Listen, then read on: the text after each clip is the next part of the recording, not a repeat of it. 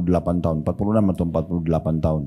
Sementara di rumah beliau itu ada nenek kami yang umurnya mungkin sudah 70 atau 80 tahun tapi masih hidup. Kuasa Allah subhanahu wa ta'ala. Berapa banyak orang yang duduk di kursi atau mungkin lagi baring di ranjangnya tiba-tiba sudah tidak bernyawa.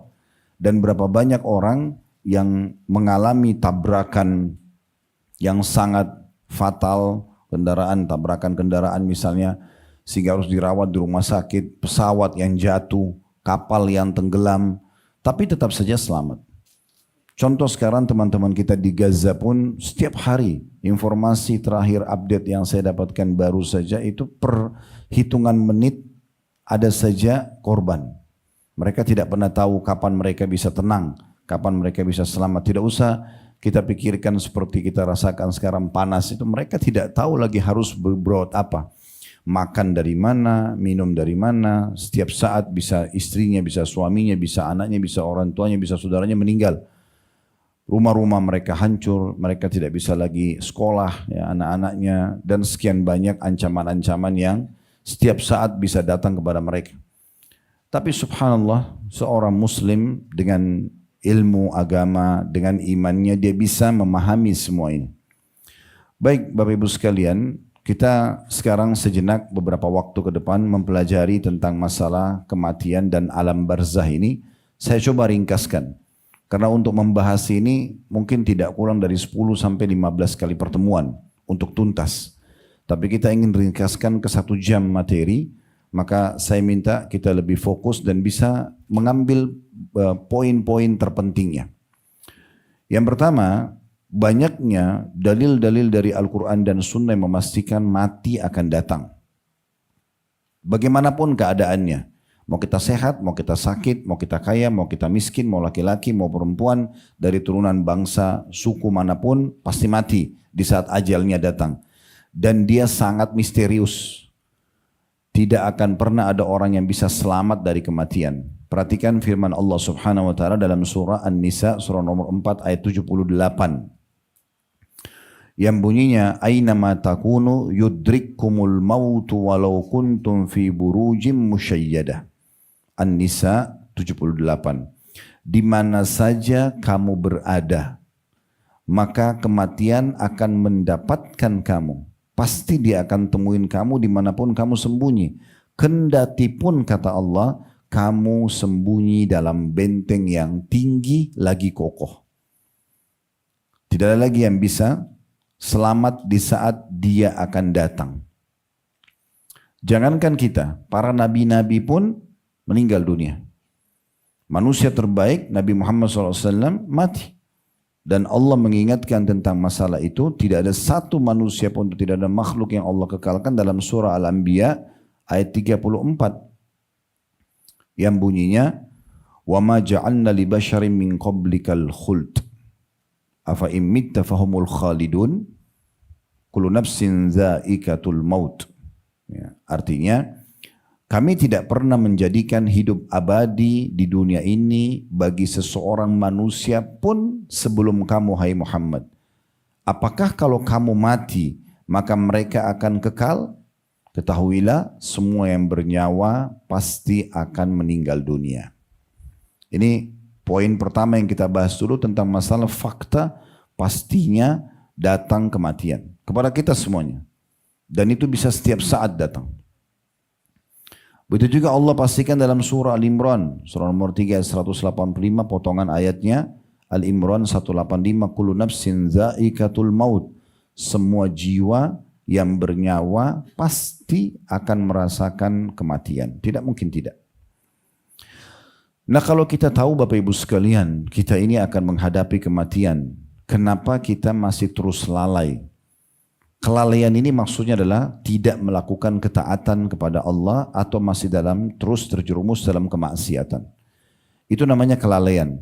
Kalau ada orang semasa hidup dia tetap pakai untuk taat kepada Allah, dia tetap ibadah, misalnya dari sholat, dia tunggu sholat setelahnya, kemudian di antara yang dia berzikir, majelis ilmu seperti ini, dia silaturahim keluarga, dia jenguk orang sakit, pokoknya dia sibuk dari kebaikan kepada kebaikan, itu tidak ada masalah.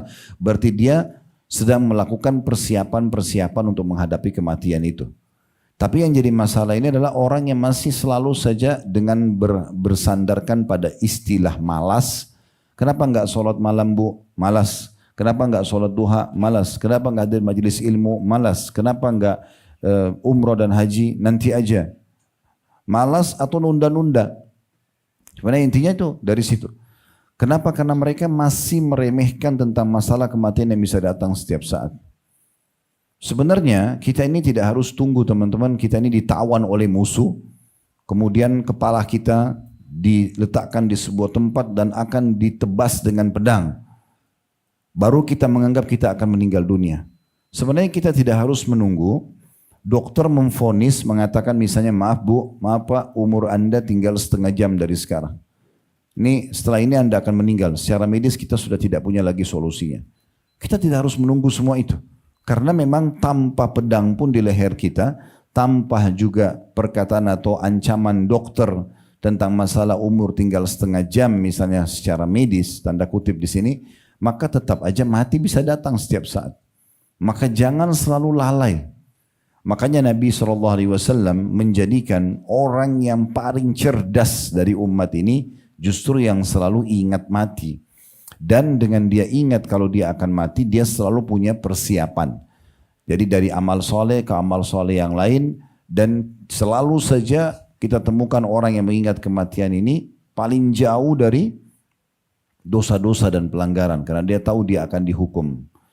Dalam sebuah riwayat yang sahih, diriwayatkan oleh Ibnu Majah dari hadits Ibnu Umar radhiyallahu anhuma, beliau berkata, "Kuntu ma'a Rasulillah sallallahu alaihi wasallam faja'ahu rajulun minal ansar fasallama 'ala an-nabi sallallahu alaihi wasallam thumma qala." Kata beliau, saya pernah duduk bersama Nabi SAW satu hari, kemudian saya temukan ya, beliau didatangi oleh seorang laki-laki dari Ansar, dan laki-laki itu kemudian berkata, ya, bertanya kepada Nabi SAW. Dia mengatakan, ya Rasulullah, ayyul mu'minina afdal. Orang ini mengatakan, ya Rasulullah, orang mukmin mana yang paling afdal? Maksudnya yang paling layak untuk dicontohin, yang paling layak untuk dijadikan pasangan hidup, yang paling layak untuk jadikan ya teman dan sahabat, partner bisnis. Siapa yang paling afdal? Maka Nabi SAW mengatakan ahsanuhum khuluqa, orang mukmin yang paling baik akhlaknya.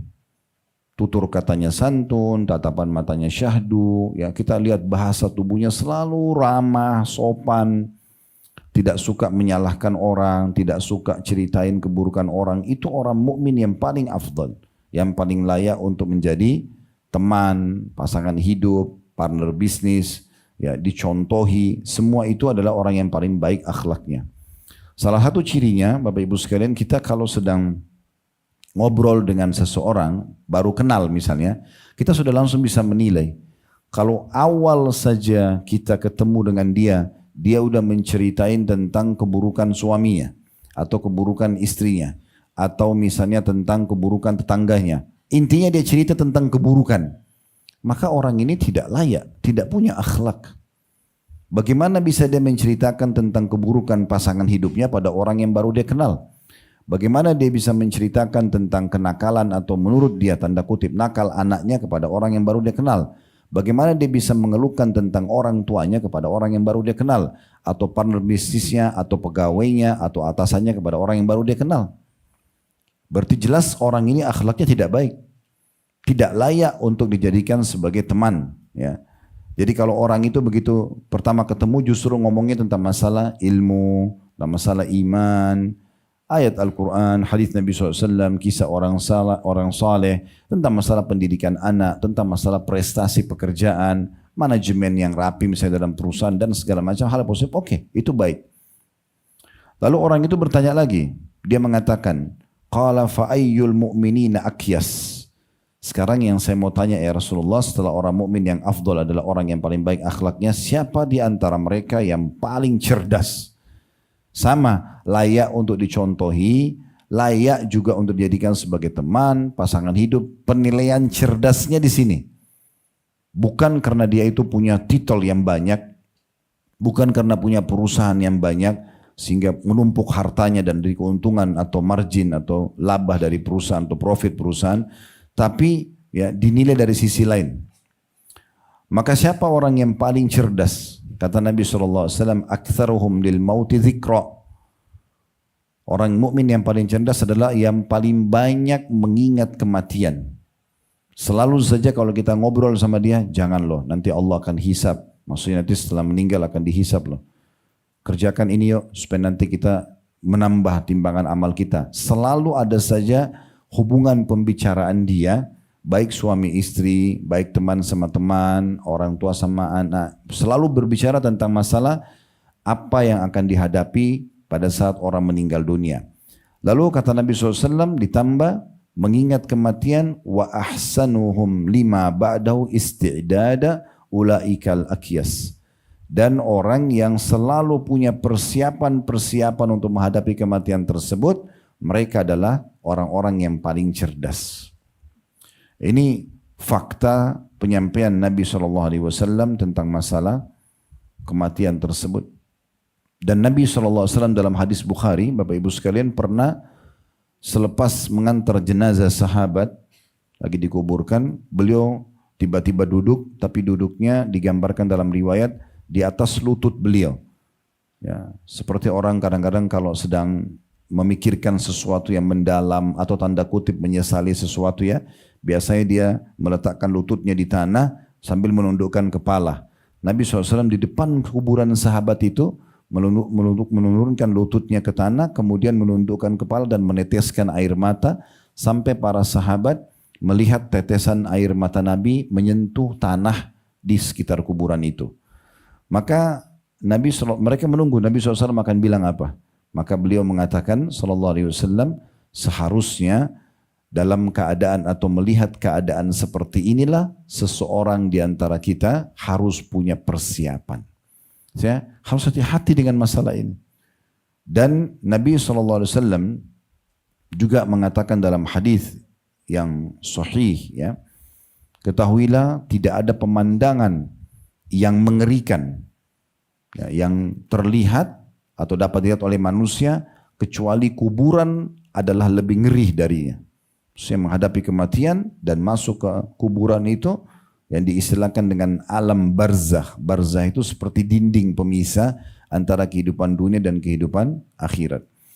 Maka tidak ada yang lebih serem daripada kuburan itu sendiri. Bagaimana tidak? Tadinya kita ramai-ramai seperti ini, kita kumpul, kita bisa ngobrol, kita bisa transaksi, kita bisa apa saja yang kita bisa lakukan baik atau tidak baik. Tapi begitu hitungan detik roh kita dicabut, meninggal, maka kita akan sendiri, semuanya ini akan meninggalkan kita. Siapapun itu. Makanya Nabi SAW mengingatkan dalam sebuah hadis yang sahih, kalau anak Adam menuju ke kuburan pada saat dia meninggal dan diantar kuburan akan ikut 3 ke kuburannya. Keluarganya, hartanya, dan amalnya. Dan akan pulang 2. Yang pulang 2 itu adalah keluarganya. Ini sering saya kasih contoh di pengajian, secinta-cintanya suami pada istri, istri pada suami, atau orang tua pada anak, anak pada orang tua, sahabat pada sahabatnya, maksimal mungkin setengah jam di kuburan. Itu pun di atas kuburan. Setelah itu dia akan pulang. Suami, ibu, istri, bapak, ya, siapa saja, anak-anak, mereka akan kembali ke aktivitas mereka. Mungkin mereka bisa menikah lagi kalau pasangan kita, mungkin anak-anak juga akan beraktivitas dengan aktivitas mereka. Harta yang kita milikin, yang kedua hartanya juga akan dibagi jadi warisan. Paling jauh mobil kita semewah apapun parkir di pagar kuburan, tidak mungkin dibawa ke liang lahat. Akan dikembalikan. Ini fakta kata Nabi SAW. Dan tinggal bersama dia hanya amalnya saja. Yang uniknya, kita sudah tahu bocoran ini, tapi kita malah melalaikan yang ketiga ini, yang justru akan menemani kita nanti. Amal-amal soleh akan berbentuk, berwujud seperti makhluk di kuburan, kemudian dia akan menemani kita. Sebelum jauh membahas tentang masalah kondisi, prosesi kematian dan juga alam barzah, maka perlu juga kita garis bawahi, mati ini kalau bagi orang muslim dan muslimah, fahami ini supaya Bapak Ibu tidak perlu takut berlebihan, tetapi punya persiapan yang lebih. Ya. Bahwasanya dia sebuah pintu yang kita semua harus masuk dulu ke pintu itu, baru kemudian menuju kepada kehidupan abadi. Kan dalam rukun iman kita ada 6, rukun iman yang kelima itu adalah iman kepada hari kiamat. Ini satu paket nih. Dari prosesi kematian, masuk ke alam barzah di kuburan, kemudian kita dibangkitkan di hari kiamat, ditimbang amal baik dan amal buruk. Kalau amal baiknya lebih banyak dia selamat, kalau amal buruknya lebih banyak maka dia disiksa dulu. Kalau dia orang muslim, kalau orang kafir nggak pakai ditimbang lagi amalnya, sudah pasti dia akan menuju ke neraka, gitu kan? Kemudian setelah itu ada surga bagi orang yang patuh dan neraka bagi orang yang membangkang. Ini satu paket. Ya. Nah, jadi tidak mungkin kita menuju kepada kehidupan yang selalu Allah ulang-ulangi dalam ayat Al-Quran, khalidina fiha, kekal selama di dalamnya, kekal selama di dalamnya, maksudnya surga kekal, neraka kekal, kecuali melalui satu pintu namanya kematian. Mati itu bagi seorang muslim awal segalanya. Awal segalanya. Disitulah awal kehidupan kita yang sebenarnya. Ya. Dan bagi orang kafir, orang munafik, orang musyrik ini akhir segalanya. Karena mereka sudah tidak bisa lagi beriman setelah meninggal. Tapi kalau orang-orang muslim justru awal segalanya. Karena semua amal kebaikan yang dia kerjakan selama di dunia, dia akan terima dalam bentuk balasan di akhirat nanti. Kalau kita tidak mati, kita tidak tahu sholat kita ini dapat berapa, puasa kita dikasih berapa, sedekah kita ini dibalas seperti apa, haji kita ini dan umroh diterima atau enggak. Itu harus melalui proses kematian dulu. Oleh karena itu mati adalah sebuah pintu yang harus kita lalui dan dia adalah awal segalanya bagi setiap muslim. Harusnya kita itu menghadapi kematian dengan rasa gembira. Yang penting tadi saya bilang, syaratnya kita sudah punya persiapan. Makanya sahabat Nabi Bilal radhiyallahu anhu pada saat beliau ditanya tentang kematian, maka beliau mengucapkan marhaban bil maut, selamat datang kematian itu. Kenapa beliau sambut? Karena bagi beliau memang beliau tahu dan yakin bahwasanya kita akan meninggal dan dengan meninggal kita akan menuju kepada akhirat sana. Kita akan menuju kepada kehidupan yang abadi. Kita akan mendapatkan tempat tinggal kita yang abadi. Di dunia ini kepemilikannya sementara semuanya. Sementara. Misal Bapak Ibu punya sertifikat tanah dan rumah. Anggaplah misalnya 1 hektar. Luas sekali di pusat kota Jakarta misalnya. Atau di daerah Menteng yang dianggap mungkin orang Jakarta tahu daerah mahal. Kemudian ya, dia punya sertifikat atas nama dia. Ini kepemilikannya walaupun orang tahu itu miliknya si fulan, tetap sementara. Terbukti setelah dia meninggal sudah bukan milik dia lagi. Jadi semua akan jadi warisan. Berapa kali rumah yang kita sudah beli atau kita tempatin sudah berganti nama berapa orang. Karena memang ganti kepemilikan. Apakah karena meninggal sehingga ahli warisnya bagi atau dia butuh uang dijual. Tidak ada kepemilikan abadi. Apa saja di dunia ini tidak ada kepemilikan abadi. Bahkan jasad kita sendiri tidak ada yang abadi. Jasad ini pun akan dimakan oleh tanah. Tidak ada kepemilikan abadi. Mobil juga sama, kendaraan misalnya, harta, semuanya sama. Ya, tidak ada kepemilikan abadi. Hubungan pun di dunia ini akan terputus dengan kematian. Kapan abadi? Nanti di akhirat. Sekali kita milikin istana kita di surga insya Allah, maka abadi. Tidak ada lagi kekhawatiran sama sekali, oh kalau nanti saya tidak dapat atau akan diwariskan kepada orang lain, karena tidak ada lagi kematian. Allah mengatakan dalam Al-Quran, la yadzuqunal mauta illa mautatal ula. Mereka tidak rasakan kematian kecuali yang satu kali saja. Jadi cuman prosesi kematian yang hitungannya detik. Perlu saya tambahkan, dalam Islam diajarkan juga bagaimana caranya supaya mati yang baik, bahkan ada mati yang terbaik. Ya. Biasa kita kenal kalau mati baik dengan husnul khatimah, meninggal dalam keadaan baik. Bagaimana tolok ukurnya? Meninggal dalam keadaan ibadah.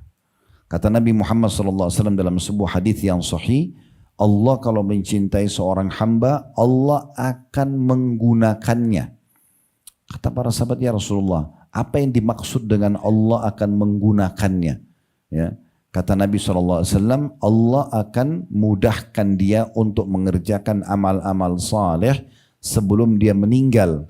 Dan dengan amal saleh itulah Allah rengut nyawanya. Jadi kalau orang mau tahu ini husnul khatimah atau su'ul khatimah, mati baik atau mati buruk, kita lihat amal-amal yang dia kerjakan beberapa hari sebelum dia meninggal. Dalam riwayat yang lain kata Nabi SAW, kalau Allah inginkan kebaikan bagi seorang hamba, maka Allah akan tutup hidupnya dengan amal-amal kebaikan tersebut. Riwayat yang lain, kalau kata Nabi SAW, seseorang terbiasa dengan satu pola perbuatan, baik atau buruk, Allah tutup hidupnya dengan pola itu. Jadi maksudnya, kita jangan melihat keadaan fisik seseorang. Hamzah radhiyallahu anhu paman Nabi, waktu ditemukan jenazahnya di Uhud, hidungnya terpotong, dadahnya terbelah, darah semuanya. Sampai waktu Nabi SAW melihat, Nabi sedih. Ya, karena melihat kondisi fisik pamannya. Gitu kan. Tapi beliau adalah pimpinan para syuhada. Fisik ini tidak ada pengaruhnya. Mungkin ada orang meninggal, dia baru perawatan misalnya, kulitnya mulus, kemudian meninggal. Apakah itu berarti husnul khatimah? Belum tentu. Lihat amalnya sebelum dia meninggal. Beberapa hari sebelum meninggal orang itu buat apa? Orang terbongkar kedoknya di situ. Ya. Jadi kalau dia terbiasa selama hidupnya buat kebaikan, Allah pasti akan buat dia buat kebaikan tersebut. Misalnya dia rutin sholat malam, dia rutin sedekah, dia rutin buat apa saja. Maka Allah akan nanti buat dia melakukan itu, kemudian dia meninggal di atas keadaan itu. Tapi kalau dia misalnya biasa berbuat dosa dan tidak bertaubat, walaupun dia bisa rahasiakan di depan orang-orang, maka nanti Allah akan buat dia buat perbuatan itu dan Allah tutup hidupnya dengan itu. Jadi manusia tahu, oh ternyata dia ini pelaku dosa. Jadi seperti itu. Jadi jangan permalukan diri kita sendiri dengan juga mengurangi ya nanti yang bisa kita dapatkan setelah kematian. Artinya dengan sibuk berbuat dosa tidak taubat, walaupun dirahasiakan, toh nanti Allah akan bongkar pada saat mati dan kita rugi nanti menyesal pada saat setelah prosesi kematian itu. Oleh karena itu mulai sekarang harus sibuk dari kebaikan kepada kebaikan yang lain. Fahami baik-baik Bapak Ibu sekalian, kalau para sahabat Nabi walaupun di antara mereka ada yang dijamin masuk surga. Siapa yang tidak kenal Uthman bin Affan dijamin masuk surga. Tapi Uthman bin Affan dalam sebuah riwayat sahih pernah melewati kuburan, beliau nangis terisak-isak. Lalu kemudian orang di sekitarnya mengatakan begini, wahai Uthman, Anda mendengar tentang surga, mendengar tentang Anda tidak menangis. Kenapa pada saat disebutkan dan Anda lewat depan kuburan Anda menangis? Maka kata Uthman, aku telah mendengarkan Rasulullah sallallahu alaihi wasallam bersabda, sesungguhnya kuburan adalah awal tempat tinggal penentu keselamatan atau kehancuran. Kalau siapapun yang selamat di kuburan karena dia memang meninggal dalam keadaan baik, maka pastikan yang setelahnya akan mudah. Dan siapapun yang meninggal dalam kondisi masuk di kuburan dan dia tersiksa situ, maka yang setelahnya jauh lebih berat. Maka setelahnya akan jauh lebih berat. Ya, jadi memang patokannya adalah kuburan tersebut. Baik, prosesi kematian terjadi bagi semua orang dan hitungannya kalau kita sekarang membahasakan detik, tapi Nabi SAW sudah sampaikan kepada kita bagaimana prosesinya. Dalam sebuah riwayat Bukhari disebutkan, Nabi SAW pernah mengantar jenazah seorang sahabat. Setelah dikuburkan, Nabi SAW kemudian bersabda. Beliau mengatakan, SAW, sungguhnya kalau orang mukmin meninggal dunia, maka akan datang kepadanya 3 sosok malaikat.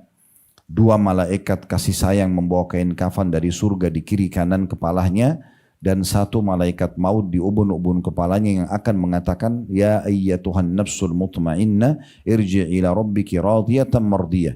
Hai jiwa yang tenang, kembalilah kamu kepada pengampunan dan rahmat Tuhanmu.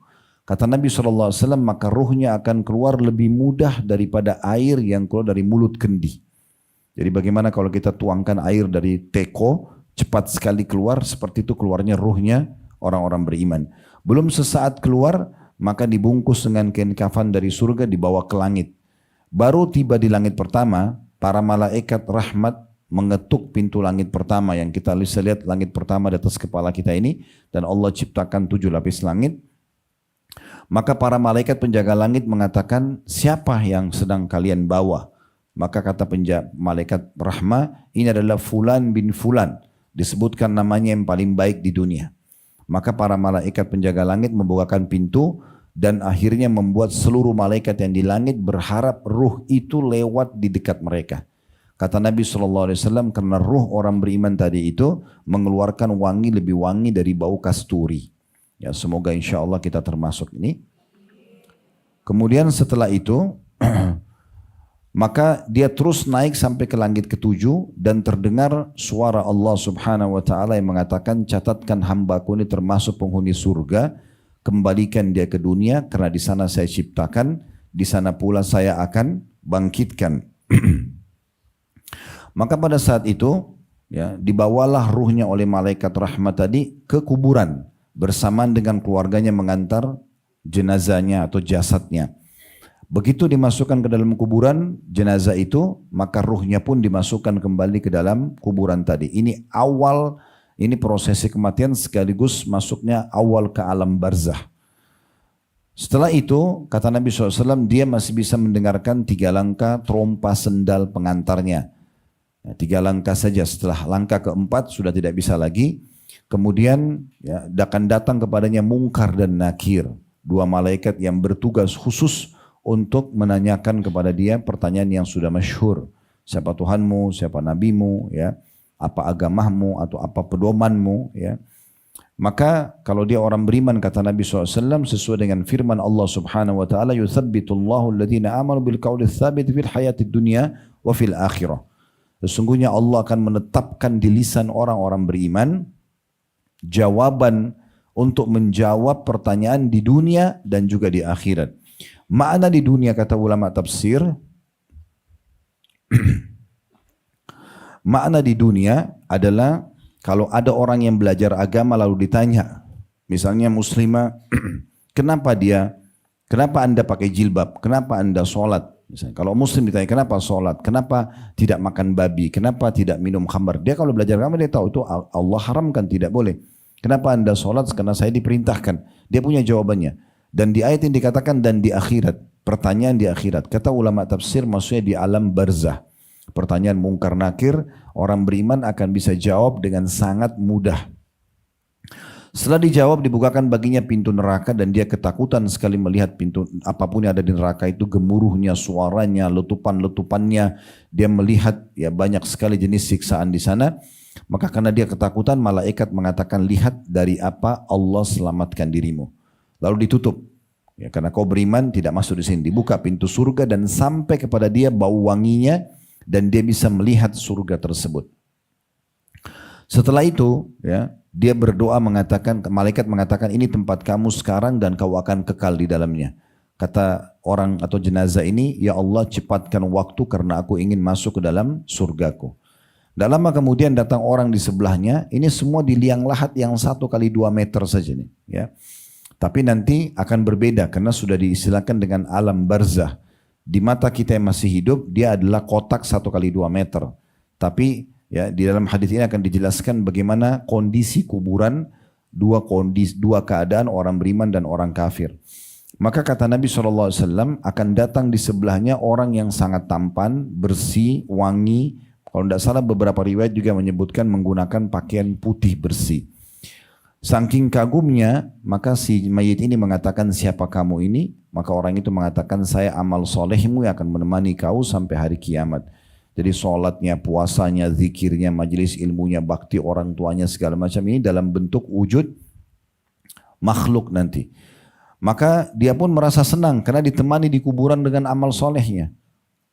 Setelah itu, maka akan terdengar suara dari Allah Subhanahu wa taala yang berfirman kepada para malaikat, bentangkan kuburannya seluas pandangan matanya dan tebarkan dalam beberapa riwayat permadaninya dari surga.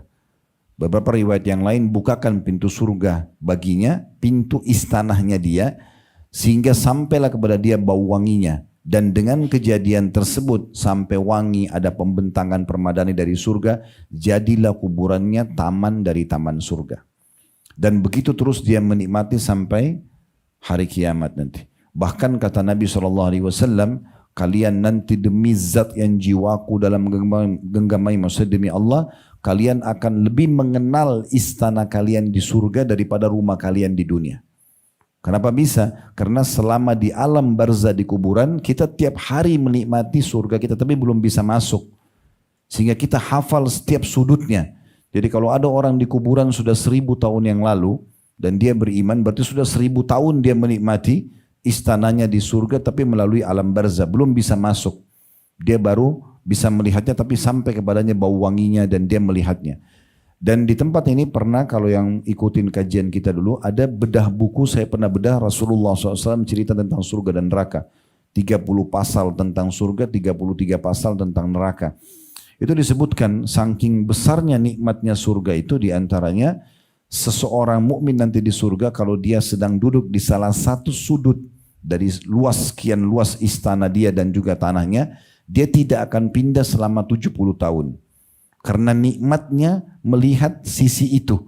Setelah 70 tahun dia baru pindah. Itu pun bukan karena bosan. Karena ingin menikmati sisi yang lainnya.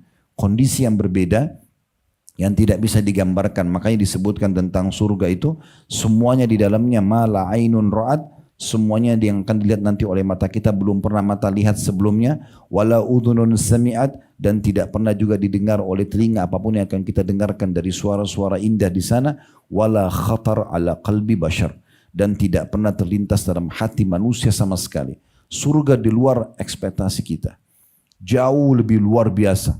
Di dunia ini kalau kita pernah rasakan apapun nikmat, misalnya kita pernah makan makanan yang enak sekali, mungkin Bapak Ibu bisa bayangkan makanan yang paling enak pernah dimakan, atau minuman yang paling nikmat yang pernah kita nikmati, atau pakaian yang paling nyaman yang pernah kita kenakan, atau kendaraan yang kita tunggangi, atau rumah yang kita tinggali, dan seterusnya. Maka semua itu adalah miniaturnya surga yang tidak ada nilainya sama sekali. Kata Nabi SAW, perumpamaan dunia dan nikmatnya ini hanya seperti jadi telunjuk yang dicelupkan ke lautan kemudian dikeluarkan.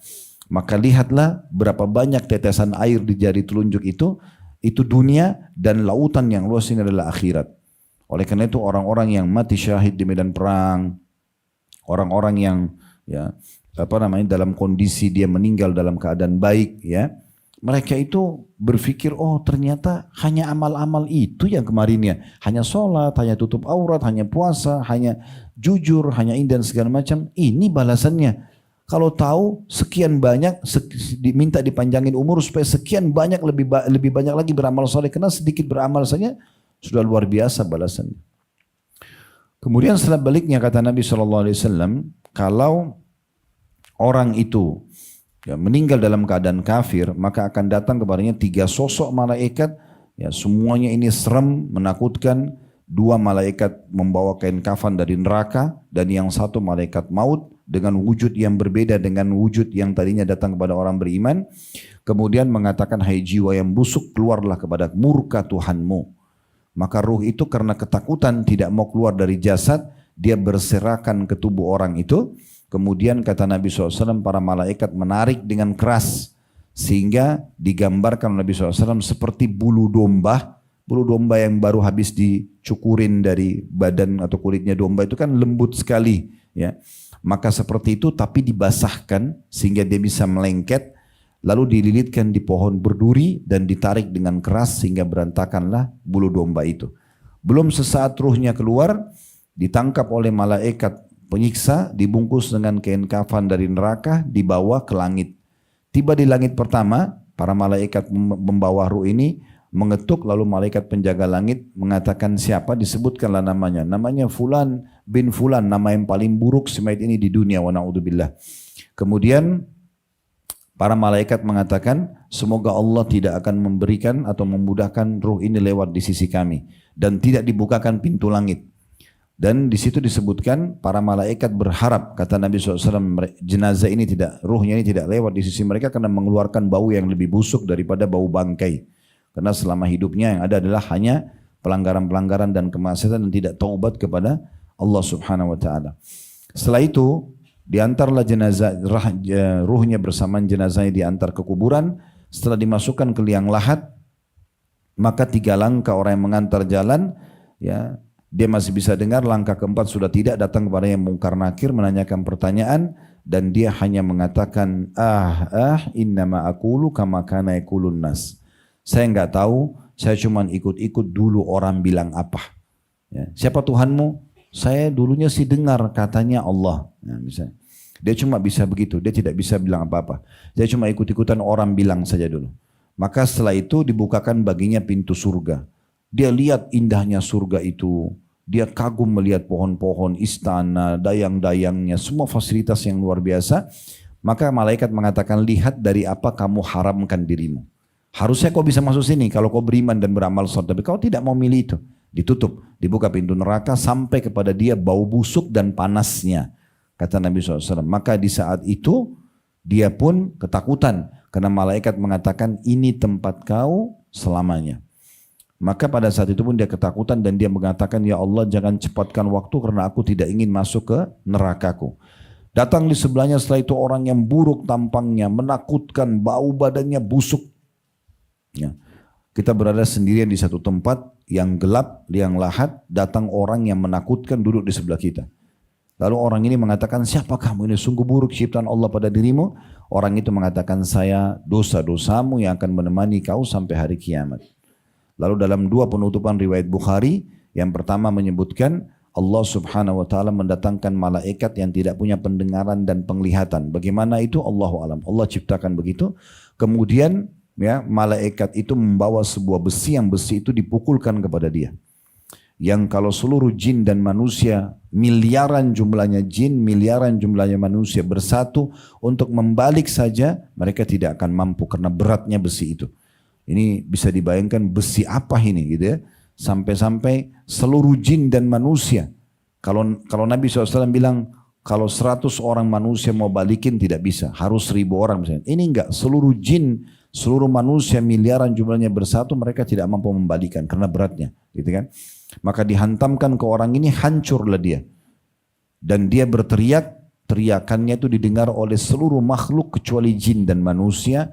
Yang kalau jin dan manusia mendengarkan teriakan si mayit yang sedang dipukul, mereka akan meninggal seketika. Karena berkerasnya teriakan itu. Riwayat yang kedua, Allah subhanahu wa ta'ala buat dinding kuburannya menghimpit tubuhnya.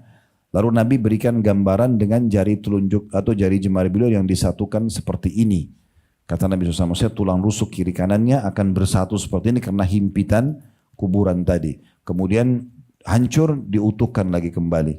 Sebagian ulama mengatakan ini berarti digabungkan kedua riwayat. Dipukul oleh malaikat, dia teriak, dihimpit juga, dihancurin. Begitu terus. Maka jadilah kuburannya lubang dari lubang neraka. Lubang dari lubang neraka. Ya.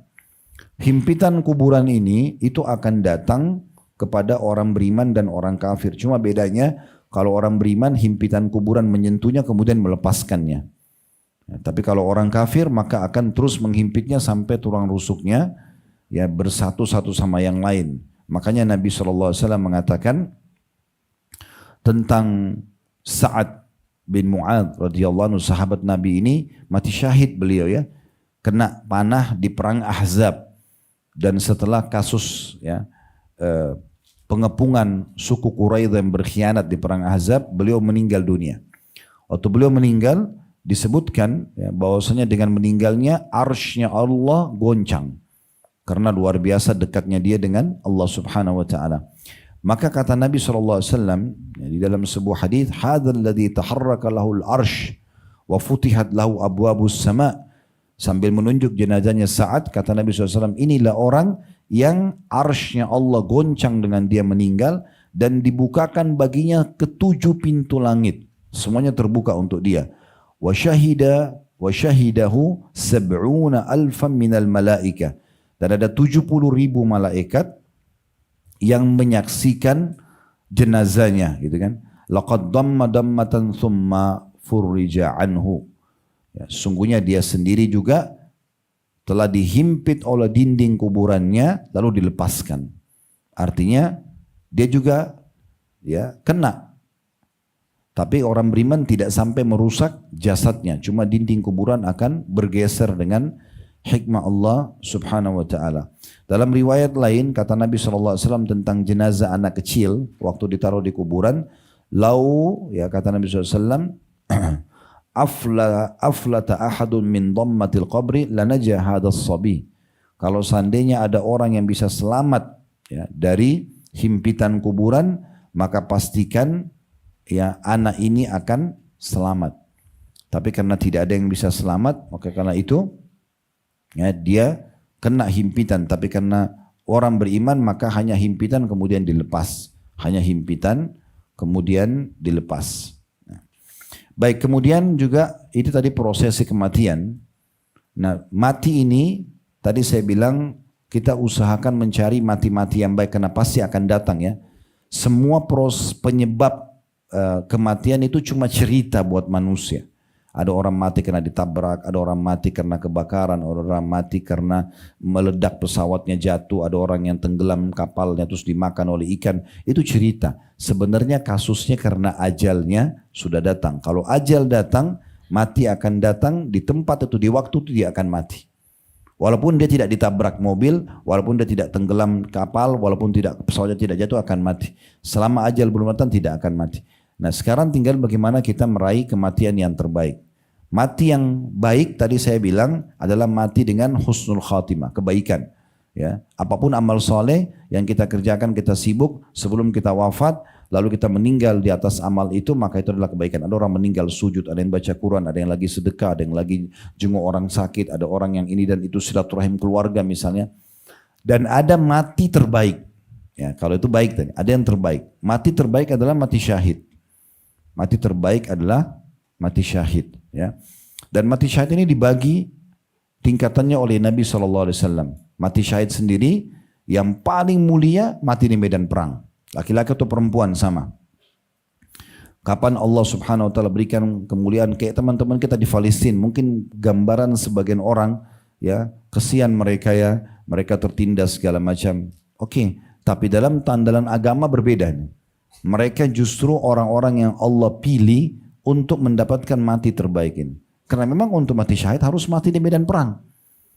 Gak bisa dengan cara lain. Harus memang ada musuh yang menembak dia mati. Atau kalau di masa dulu ditebas sama pedang, itu baru bisa dapat mati terbaik. Ya. Cuman memang yang perlu difahami, prosesi tadi saya bilang itu tidak ada pengaruhnya dengan ruh yang dicabut.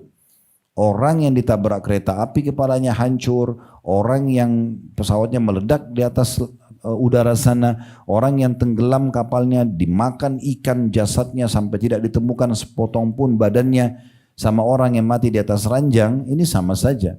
Mereka semua melalui satu proses yaitu sakaratil maut. Enggak ada lagi orang yang ditabrak kereta api bilang, aduh kepala saya sakit karena ditabrak kereta api, itu enggak ada lagi. Nggak ada lagi yang mengatakan, oh kepala saya sakit ditebas oleh musuh. Itu nggak ada lagi. Atau peluru atau bom kena badan saya, nggak ada. Jadi teman-teman di Palestina tuh, kalau kita yang masih hidup lihat, kesian ya di bom, hancur badannya. Bagi kita, bagi dia tidak ada lagi, dia tidak rasa itu. Nggak ada urusannya. Cuma satu prosesnya, malaikat maut cabut ruh. Sudah kita jelaskan tadi, orang beriman akan mudah, orang kafir akan sulit. Clear, selesai. Jadi nggak ada urusannya sama proses kematiannya. Tapi bagaimana dia menghadapi kematian itu dengan benar. Nah, tingkat tertinggi adalah mati syahid. Dan ini dianjurkan dan disarankan oleh Nabi SAW agar setiap muslim dan muslimah berharap Allah kasih itu. Tidak usah ada rasa takut. Bagaimana nanti biar Allah yang aturkan. Kalaupun kita sudah berharap sekali mati di medan perang, tapi memang belum ada kesempatannya, cuma hati kita selalu saja berharap Allah kasih mati terbaik itu. Nabi SAW sudah bersabda, man talaba syahadata bisidq, siapa yang berharap mati syahid dengan jujur dari hatinya, ballagahu Allah manazil syuhada wa in mata ala firashi. Allah akan sampaikan dia ke derajatnya orang yang mati syahid walaupun dia mati di atas ranjangnya. Jadi makanya kita selalu berharap Allah tutup dengan itu dan tidak usah takut. Tidak usah dibayangkan kena peluru, tidak usah dibayangkan kena pedang musuh, itu tidak usah dipikirkan. Ya. Karena itu semua hitungan detik. Waktu Hamzah radhiyallahu anhu meninggal mati syahid di Uhud, maka kata Nabi SAW langsung di lokasi. Beliau mengatakan, aku diperlihatkan sekarang Hamzah duduk bertelekan di dipan-dipannya di surga. Maksudnya dia sedang menikmati. Memang belum masuk ke dalam surga, tapi Allah gambarkan Hamzah dapat ini loh. Ja'far bin Abi Thalib radhiyallahu anhu, kakaknya Ali bin Abi Thalib, beda 10 tahun, mati terbunuh di perang Mu'tah di Jordania. Waktu itu 3.000 pasukan muslim melawan pasukan 200.000 pasukan orang kafir, gitu kan, orang Romawi dan bangsa Arab yang masih kafir pada saat itu. Ja'far termasuk orang yang terbunuh, dan pada saat dia terbunuh kedua tangannya dipotong oleh musuh. Pemandangan yang sangat menakutkan bagi orang yang masih hidup. Tapi subhanallah, Nabi SAW memberikan gambaran. Nabi SAW mengatakan, sesungguhnya aku diperlihatkan sekarang Ja'far, ya, kedua tangannya diganti oleh Allah dengan sayap, dan dia sedang terbang bersama malaikat mengelilingi surganya. Jadi prosesi hitungan detik itu tidak usah dipikirkan. Yang penting bagaimana kita meninggal dalam keadaan baiknya. Gitu. Baik tadi dengan amal soleh, lagi sibuk dari amal soleh ke amal soleh, atau kemudian kita mati syahidnya. Kemudian ya, mati syahid kalau bukan di medan perang, ada mati syahid yang lain. Kata Nabi SAW dalam sebuah hadis yang sahih, tanya kepada para sahabat, menurut kalian siapa saja yang mati syahid? Kata para sahabat, ya Rasulullah, orang yang mati di medan perang. Kata Nabi SAW, kalau begitu syuhada umatku sedikit. Maksudnya orang yang mati syahid sedikit. Karena berapa orang yang pergi medan perang? Mayoritasnya tidak pergi perang. Kayak sekarang teman-teman di Gaza, mereka saja yang 2 juta lebih itu. Selebihnya nggak ada yang ikut berperang. Paling bisa mendoakan atau berusaha, gitu kan? Tapi tertutup semua pintu-pintunya. Lalu bagaimana caranya? Kata Nabi SAW, sungguhnya orang yang meninggal tenggelam, mati syahid. Orang yang meninggal tabrakan, terjungkal dari tunggangannya, mati syahid. Orang yang meninggal kena wabah, kayak kita kemarin corona misalnya, mati syahid. Ya. Orang yang meninggal karena kena penyakit perut, apa saja, penyakit perut apa saja, ya, lambung, ya, perut, ini semua kalau orang meninggal karena kena itu, maka ini juga mati syahid. Ya. Orang yang meninggal dalam kondisi wanita melahirkan, ya, mati syahid. Orang yang meninggal juga kebakaran. Kemudian orang yang meninggal dalam beberapa riwayat yang lain itu membela kehormatannya atau hartanya atau keluarganya. Ini semua dihitung orang yang mati syahid. Berarti mati syahid cukup banyak. Kita tinggal berharap Allah kasih kita pada saat mati. Tidak usah dipikirkan prosesinya. Ya, tapi bagaimana kita bisa mendapat itu? Mirip begini, saya pengen sekali haji, tapi nggak ada uangnya. Kalau kita selalu pikirkan uangnya, susah hajinya. Mohon kepada Allah supaya Allah mudahkan haji dengan caranya Allah. Nanti Allah berangkatkan kita dengan caranya. Begitu saja. Mau sholat malam, kalau kita selalu beban, oh nanti saya ngantuk, nanti saya susah, tidur saya kurang, nggak sholat. Ya Allah mudahin saya supaya sholat malam. Allah punya cara nanti. Kita bangun, kemudian kita sholat dengan kuasa Allah SWT. Begitu seterusnya, ya, sama dengan masalah ini. Jadi ini prosesi kematian dan juga mati-mati yang baik. Sekarang tinggal kita memastikan Bapak Ibu sekalian, kalau di kuburan itu benar-benar ada nikmat dan ada siksaan, ya. Dan beberapa dosa-dosa besar yang menjadi penyebab siksa kubur di alam barzah. Kalau nikmat kubur udah kita jelaskan tadi, ya. Artinya dia akan menjadi taman dari taman surga dan dia akan, ya, terus saja dalam kondisi itu sampai hari kebangkitan nanti. Sebagian riwayat juga menjelaskan kalau orang-orang mukmin nanti pada saat dibangkitkan dari kuburan mereka, maka mereka seperti orang yang baru bangun dari tidurnya dan ingin sholat. Dia langsung berbicara, saya ingin mengerjakan sholat. Itu ada beberapa riwayat disebutkan seperti itu, ya. Tapi kalau orang-orang dalam kondisi yang disiksa ini luar biasa. Dalil yang paling kuat tentang masalah adanya siksa kubur, ya, itu adalah kasusnya Fir'aun. Allah sebutkan dalam surah Al-Mu'min, surah nomor 40 ayat 45 sampai 46. Ini dalil selain hadis tadi yang kita sebutkan oleh siksa kubur, ini dalil yang kata ulama yang paling kuat membahas tentang adanya siksa di kubur itu. Surah Al-Mu'min ayat 45 sampai 46 yang berbunyi, فَوَقَاهُ اللَّهُ سَيِّئَاتِ مَا مَكَرُوا وَحَاقَ بِآلِ فِرْعَوْنَ سُوءُ الْعَذَابِ An-naru yu'raduna 'alaiha guduwan wa 'ashiyya wa yawma taqumus sa'atu adkhilu ala fir'auna asyaddal 'adzab. Al-Mu'min surah nomor 40 atau surah Ghafir nama lainnya ya. Surah ini ada dua namanya, surah Ghafir, surah Mu'min. Surah nomor 40 urutan dalam Al-Quran dari 114 surah ayatnya 45 sampai 46. Terjemahannya, Fir'aun bersama kaumnya, maka Allah selamatkan Musa dari kejahatan Fir'aun, dan Fir'aun beserta kaumnya yang kafir bersamanya dikepung oleh azab yang amat buruk. Kepada mereka dinampakkan neraka pada pagi dan petang. Dan pada hari terjadinya kiamat nanti akan dikatakan, Allah berkata kepada para malaikatnya, masukkanlah Fir'aun dan kaumnya ke azab yang sangat keras. Jadi surah Mu'min 45-46 ini jelas Allah pisahkan di sini. Ada siksa kubur, ada juga siksa di neraka nanti. Karena dikatakan Fir'aun setiap hari diperlihatkan siksanya, nerakanya pagi dan petang. Kata Ibnu Katsir rahimahullah, Fir'aun beserta kaumnya dikepung dengan azab yang buruk. Maksudnya adalah dengan dia tenggelam di lautan awalnya pada saat meninggal, kemudian dia akan masuk ya ke dalam alam barzah dan disiksa di kuburan tersebut, serta nanti pada saat hari kebangkitan dibangkitkan lalu dimasukkan ke dalam api neraka.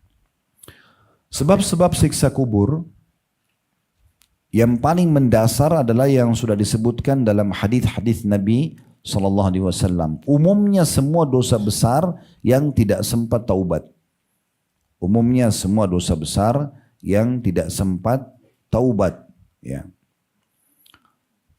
Yang disebutkan dalam hadis cukup banyak seperti misalnya namimah. Namimah itu adu domba. Ya. Kemudian tidak cebok pada saat kencing. Nah ini dosa besar. Ya. Bukan dosa kecil. Dan kedua ini digabungkan dalam sebuah hadis Bukhari Muslim. Waktu Nabi SAW lewati dua kuburan, lalu beliau mengatakan, sesungguhnya pemilik dua kuburan ini sedang disiksa sekarang, dan mereka disiksa dengan dua dosa yang tidak dianggap besar oleh sebagian orang, tapi ketahuilah dia adalah dosa besar. Yang satu tidak cebok pada saat kencing, ataupun dia cebok tapi tidak bersih, masih ada tetesan. Kita tahu dalam Islam ada bab tahara, dalam fikih bab suci, setetes saja sudah cukup membuat tidak sah wudu kita dan tidak sah sholat kita. Maka itu penting sekali untuk diperhatikan. Tentu yang dihukumi adalah sesuatu yang nampak depan mata. Jangan juga Bapak Ibu masukkan dirinya ke bab was-was ya. Karena sesuatu yang tidak nampak oleh mata, maaf, misalnya kita duduk kencing, kemudian ada percikan mungkin yang kita tidak lihat, maka itu tidak dihukumi dalam Islam.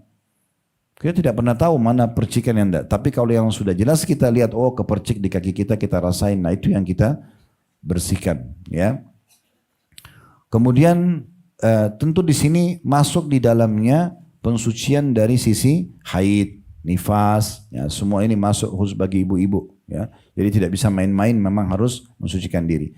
Kemudian yang kedua adalah namimah atau ya, ini adu domba. Ya, biasa kita bisa mengatakan adu domba. Kenapa dikatakan adu domba? Domba itu kan kalau kita lihat biasanya dia berteman tuh, jantan sama jantan, tapi sangat mudah untuk diadu. Begitu dihadapkan satu sama yang lain, ya mereka saling menatap seakan-akan mau berantem, langsung tiba-tiba berkelahi seketika. Makanya dibahasakan dengan adu domba. Jadi siapapun yang tadinya baik hubungannya, kemudian tiba-tiba ada orang ketiga masuk dan membuatnya berantem, nah ini pengadu domba ini. Namanya namimah. Namimah ini bahaya sekali. Oleh karena itu teman-teman jangan pernah masuk ke ranah orang lain, tidak usah campurin. Kalau kita ahli di bidangnya dan sedang diminta saran dan nasihat, baru kita masuk. Kalau enggak usah ikut campur. Jangan ikut campur, karena ikut campur ini bisa saja kita membela orang yang salah, atau malah kita menjadi pengadu domba. Ya, dua orang suami istri lagi ribut, lalu minta saran kita. Kalau kita bukan ahlinya, jangan ikut campur. Maaf, saya bukan ahlinya, jangan tanya saya. Karena bisa saja ibu terbawa perasaan karena yang cerita adalah perempuan, ibu bela dia, padahal mungkin dia yang salah, suaminya yang benar.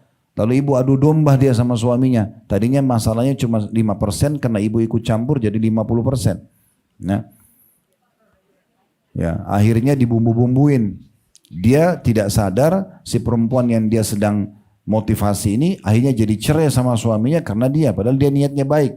Jadi kalau bukan ahlinya nggak usah ikut campur. Ya, kalau kita merasa diri kita tidak tahu, jangan.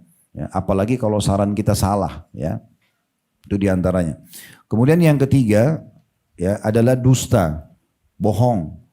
Ini disebutkan dalam banyak riwayat, digabung itu masalah dusta. Ya, ini di dalam hadis Isra dan Mi'raj. Ya.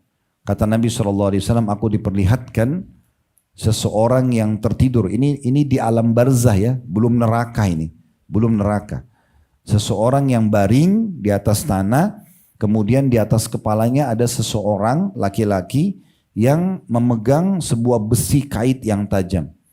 Lalu memasukkan ke mulut orang yang tidur dan ditarik sampai ke tengkuknya. Lalu dimasukkan ke hidungnya, ditarik sampai ke tengkuknya. Lalu dimasukkan ke matanya, ditarik sampai ke tengkuknya. Jadi tiga ini dirobek oleh orang yang berdiri. Maka Nabi lihat kondisi, lalu Nabi SAW bilang, siapa orang ini? Dosanya apa? Sampai separah ini. Dan ini bukan cuma sebelah kanan, kiri kanan ya. Kiri kanan mulutnya, kiri kanan hidungnya, kiri kanan matanya. Maka kata Nabi, kata para malaikat, ini orang keluar dari rumahnya bawa berita bohong. Dia sebarin berita bohong sampai tersebar di mana-mana, hoax ya. Dia sebarin ya sehingga akhirnya sudah sulit dia untuk membendungnya. Ini bahaya, makanya jangan ikut-ikutan ya. Tidak usah. Begitu buka WA, begitu buka medsos, cari ilmu. Cari yang bermanfaat, bukan gosip, ya, bukan berita ini. Kadang-kadang kita baru buka WA atau baru ketemu muka sudah tahu belum, sudah tahu apa tentang gosipnya orang, ya, tentang kondisi pembantunya, tentang kondisi suaminya, tentang kondisi pekerjaannya. Ini hati-hati, ya. Nanti akhirnya jadi masalah. Kemudian selanjutnya yang kelima itu adalah para pezina, ya. Itu disebutkan dalam riwayat juga. Kalau Nabi SAW bilang, aku diperlihatkan golongan laki-laki dan perempuan berada di satu tempat seperti cekungan kendi. Ya. Dan di bagian bawahnya itu ada lubang keluar api. Nah si laki-laki perempuan ini kalau api keluar dan mereka tidak menggunakan busana. Mereka pada saat api itu keluar mereka berusaha lari. Tapi karena cekungan ini mereka tidak bisa naik, maka mereka terbakar oleh api itu. Lalu api itu masuk lagi, mereka gelinding ke bawah. Diutuhkan lagi kembali, begitu terus. Keluar lagi api, mereka kebakar lagi, mereka gelinding lagi. Begitu terus. Waktu Nabi SAW tanya malaikat, maka dikatakan mereka adalah para pezina. Ya, dalam riwayat lain, ada orang yang diperlihatkan kepada Nabi SAW, dikasih makanan enak sama makanan busuk. Maka dia pilih makanan busuk. Ya kan? Waktu ditanya, kenapa? Siapa orang ini? Kata para malaikat ini adalah pelaku zina. Dikasih pintu nikah, dia tidak nikmati, malah dia masuk ke pintu zinanya. Kemudian yang selanjutnya, itu yang keenam adalah riba, pemakan riba. Nah, ini termasuk penyebab siksa kubur yang berat sekali. Ya, karena mereka akan berenang di lautan penuh dengan darah. Dan setiap kali mereka ke pinggiran lautan itu, ada seorang yang menghantam dia dengan batu, jatuh lagi. Begitu terus. Ya. Itu disebutkan tentang masalah pemakan riba. Ya. Kemudian juga pemakan harta haram. Secara umum. Ya. Kayak misalnya mengambil harta rampasan perang, manipulasi data. Nah ini semua. Ya. Contoh-contohnya. Dan umumnya kata ulama semua dosa-dosa besar penyebab siksa kubur selama dia tidak taubat. Tapi kalau bapak ibu ya seperti misalnya bubar dari sini, oh tadi kita sudah dengar nih nanti akan ada siksa kubur. Kita mungkin kebayang kalau kita pernah punya dosa misalnya. Lalu kemudian kita taubat, maka itu satu proses yang sangat luar biasa. Karena saya akan jelaskan sekarang setelah mengetahui dosa-dosa terutama dosa besar ini adalah penyebab siksa kubur, bagaimana caranya selamat dari siksa itu? Maka taubat. Kalau dosa itu berhubungan dengan Allah Subhanahu wa taala seperti orang berzina, dia tinggal taubat nasuha kepada Allah dengan 3 syaratnya. Tinggalkan dosa itu, sesali dan janji sama Allah tidak mengulanginya. 3 syarat itu. Tinggalkan, lagi zina berhenti, lagi bohong berhenti. Kemudian yang kedua, sesali yang ketiga janji sama Allah tidak mengulanginya. Kalau berhubungan dengan hak Allah juga, tetapi ada dendahnya. Kayak misalnya orang bersumpah atas nama Allah. Kan selain tobat dia dianjurkan bayar kafarah, dendah ya. Dendahnya itu membebasin budak atau memberi makan 10 orang miskin atau pakaian buat mereka 10 orang atau dia puasa 3 hari berturut-turut. Atau misalnya puasa Ramadan, ada yang punya utang, dia taubat dan dia bayar utangnya. Atau zakat yang belum dia keluarkan dari harta dia, selain taubat dia mengeluarkan zakatnya. Jadi dia supaya lepas dari hukuman tersebut. Nah, ini poinnya ya. Tadi itu penolak bayar zakat juga termasuk siksa kubur ya, dan semua dosa besar. Gitu. Jadi kita usahakan menyelesaikan dosa-dosa kita pada Allah SWT. Kalau dosa itu berhubungan dengan makhluk, maka ini dirincikan. Makhluk ya, sesama manusia. Kalau itu adalah perusakan citra, seperti gosip tadi, ya, ghibah orang, fitnah, ya, perusakan citra, maka ini harus taubat kepada Allah. Kemudian juga minta maaf dan keridhaan orang itu. Ya. Kalau berhubungan dengan masalah pengambilan barang, mencuri, manipulasi data, taubat kepada Allah, minta maaf kepada orang tersebut dan kembalikan haknya. Kalau kita tidak mampu minta keridhaannya.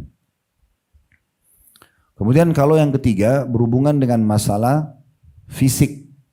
Ya. Fisik itu kayak kita pernah pukul orang segala macam. Ini dalam Islam ada namanya kisos. Ya. Makanya Nabi SAW pada saat mau meninggal, beliau mengatakan kepada para sahabat, siapa di antara kalian yang pernah aku sakiti secara fisik, maka ini berjasad Muhammad. Beliau mengatakan bukan Rasulullah SAW, beliau mengatakan jasad Muhammad, maka kisoslah. Dan beliau pernah memanggil pembantu Ummu Salamah, istri beliau, salah satu istri beliau alaihissalam. Kemudian pembantu itu rupanya tidak jawab panggilan Nabi.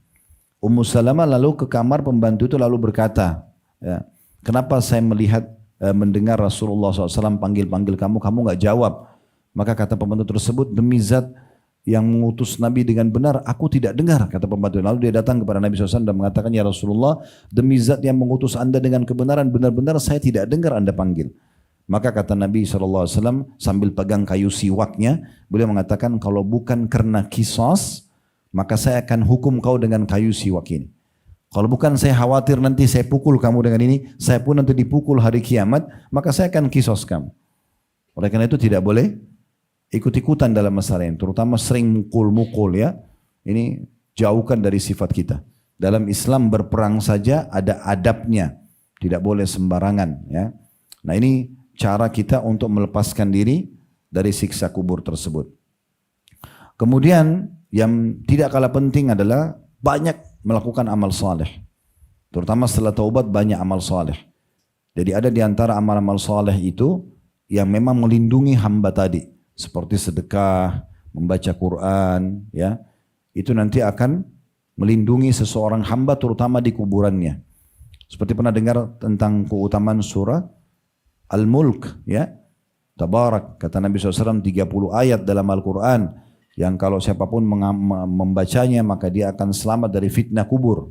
Dia akan terselamatkan dari siksa kubur itu. Tapi umumnya semua amal saleh itu adalah sangat dianjurkan untuk dijaga. Sedikit saya tambahkan juga sebagai penutup, tambahan mati yang baik ya. Kalau tadi mati yang baik itu adalah mati dengan semua jenis amal saleh, kemudian juga yang terbaik mati syahid. Sudah kita jelaskan tadi mati syahid. Ada juga mati yang baik itu, kuasa Allah SWT tentunya ini orang yang meninggal hari Jumat. Orang yang meninggal hari Jumat atau malam Jumatnya. Itu memang ada sendiri, secara khusus disebutkan juga dalam hadis riwayat Imam Ahmad dan Tirmidzi.